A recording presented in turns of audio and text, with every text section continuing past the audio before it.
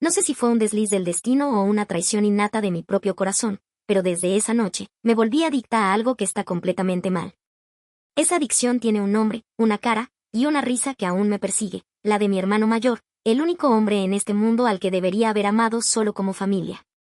Esta no es una historia de justificación, ni un relato de arrepentimiento. Es la confesión desnuda de cómo dos almas, unidas por la sangre, se atrevieron a cruzar una línea invisible, desatando una pasión que lo cambió todo para siempre y que aún hoy nos consume.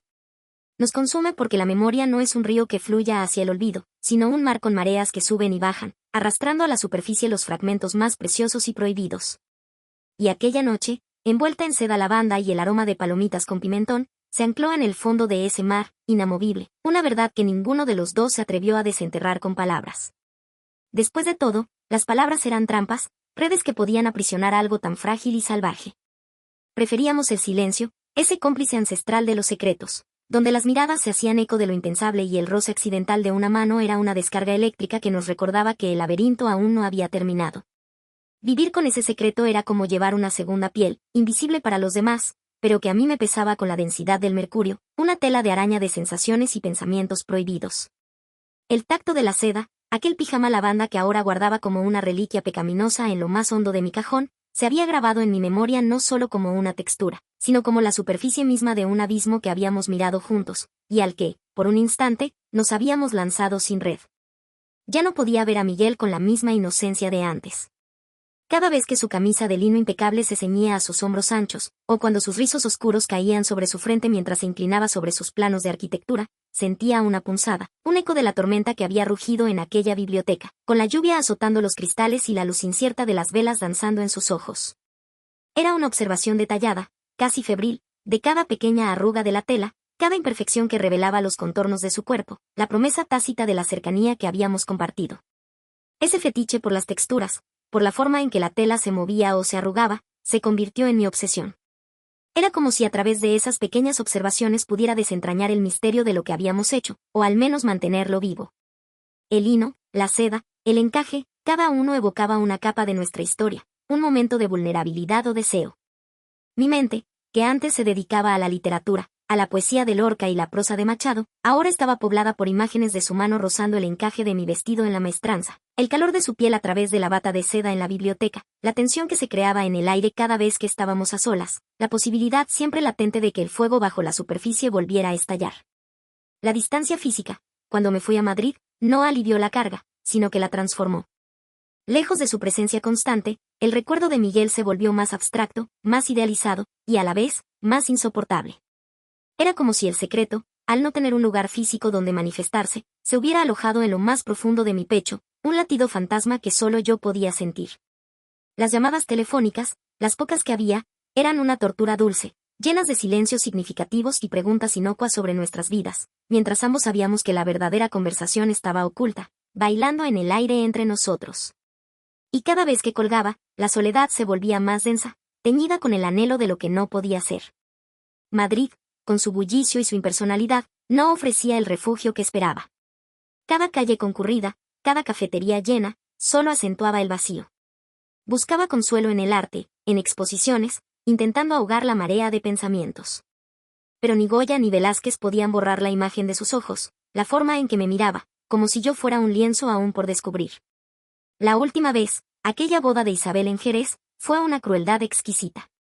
El vestido de flamenca, rojo pasión, era una armadura, un intento desesperado por proyectar una imagen de normalidad, de sensualidad controlada y aceptable. Pero bajo los volantes y el escote, mi corazón latía con la misma intensidad desordenada de aquella primera noche. Sentí su mirada sobre mí, pesada, escrutadora, como si el encaje que ahora adornaba mi vestido pudiera disimular lo que realmente sentía. El baile, un paso doble lento bajo el brillo de los farolillos, era una coreografía de la contención.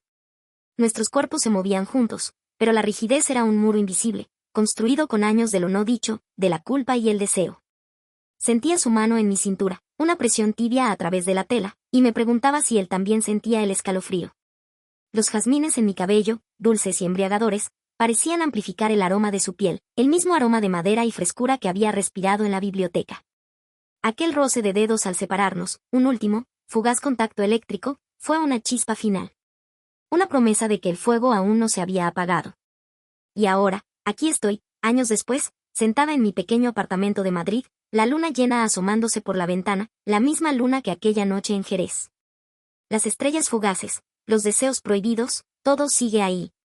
El misterio de Sevilla, el tacto del encaje, el sabor de sus labios, la tensión de su aliento cálido en mi mejilla, todo se ha vuelto parte de mí, un rompecabezas sin resolver, una historia con un final abierto.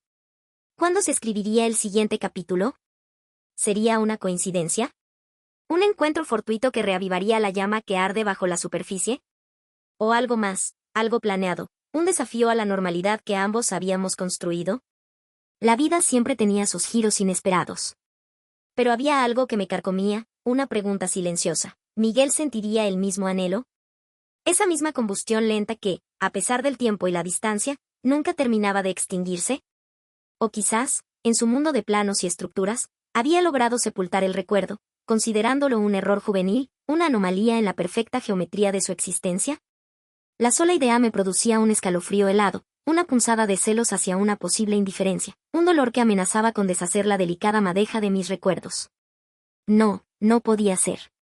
No después de cómo me miró, no después de cómo su mano se demoró en mi muslo a través del encaje, no después de aquel beso, tierno y feroz a la vez, bajo la luz parpadeante de las velas. Aquello no podía ser simplemente un error. Era demasiado real, demasiado visceral. Aquella noche, en el corazón de nuestra antigua casa sevillana, no fue un mero desliz, sino la revelación de una verdad primordial, una corriente subterránea que había esperado pacientemente su momento para emerger. Y una vez que la compuerta se había abierto, ¿cómo podríamos pretender que las aguas volvieran a su cauce? Era imposible. No para mí. Cada fibra de mi ser había sido marcada por su toque, por su presencia, por la conexión imposible que nos había atado. Y el encaje de mi bata, la seda, el lino de su camisa, no eran solo telas. Eran testigos silenciosos, depositarios de la memoria de nuestros cuerpos, de la promesa tácita de una pasión que se negaba a morir. El tiempo, lejos de mitigar, había infundido en mi deseo una profundidad casi insondable, una melancolía que se mezclaba con la fuerza de la atracción. Este anhelo no era solo carnal, era una búsqueda de un entendimiento que solo con él había encontrado. Una pieza de mi alma que encajaba perfectamente en la suya, en ese rincón oscuro y compartido donde las reglas del mundo exterior se desdibujaban. La mera noción de que pudiera haberlo olvidado, de que esa chispa ardiente se hubiera reducido a cenizas en su recuerdo, era una agonía lenta, un tormento silencioso que me mantenía despierta, observando la ciudad dormida desde mi balcón, mientras el eco de su risa y el roce de la seda me envolvían en un abrazo ineludible. Los meses se arrastraron, y yo, Carmen, me perdía en el laberinto de Madrid. La editorial era mi refugio, mis libros mi consuelo, pero ni las palabras de Galdós ni los versos de Lorca podían apagar la llama que Miguel había encendido. Me esforzaba por sumergirme en mi nueva vida, en los ritmos frenéticos de la Gran Vía, en los cafés con sus olores a tostadas y café, en las conversaciones literarias.